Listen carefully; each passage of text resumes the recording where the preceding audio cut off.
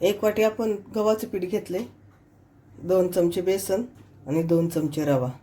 आता आपण मिक्स करूया. तर थोडं थोडं पाणी घालून आपण मिक्स करूया पीठ.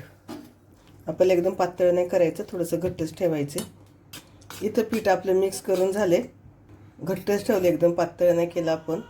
त्यामध्ये शिमला मिरची, कांदा, टमॅटो, भरपूर सारी कोथिंबीर, थोडीशी काळी मिरी पावडर, चवीनुसार मीठ. आपण हे सगळं मिक्स करूया. हिरवी कापलेली मिरची आहे ती टाकूली. आता हे सगळं मिक्स करू.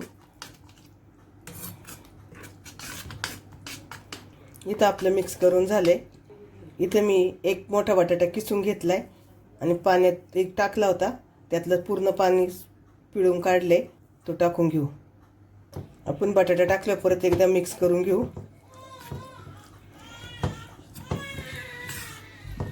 इथं आपलं मिक्स झाले. इथं आपला तवा तापलाय. आपण मीडियम गॅस करू. तेल लावूया. तेल लावा किंवा तूप लावा, तुम्हाला जे आवडेल ते लावा. आपण तेल लावून घेतले सगळीकडून. त्यामध्ये मिश्रण टाकूया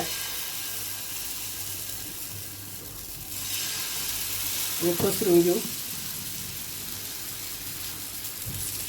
खूप पातळ असा नाही करायचा, थोडासा जाडसरच ठेवायचा. खालच्या साईडनं चांगला भाजल्यानंतर आपण पलटी करूया.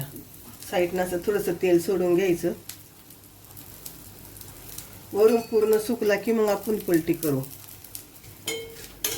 सगळीकडून असा काढून घ्यायचा पहिली साईड आणि नंतर आपल्याला पलटी करायचं आहे. छान कलर आलाय. थोडंसं साईडनं तेल सोडायचं. दोन्ही साईडनं पण आपल्याला गोल्डन कलर करून घ्यायचा आहे. आपण पलटूया. दोन्ही साईडने छान आपल्याला भाजून घ्यायचं आहे. मीडियम गॅसवर करायचं, फास्ट गॅसवर नाही करायचा, आणि तो शिजायचा नाही आणि करपून जाईल. इथे आपला तयार झालाय. गव्हाच्या पिठापासून छान असा जाळीदार नाश्ता आपला तयार झालाय.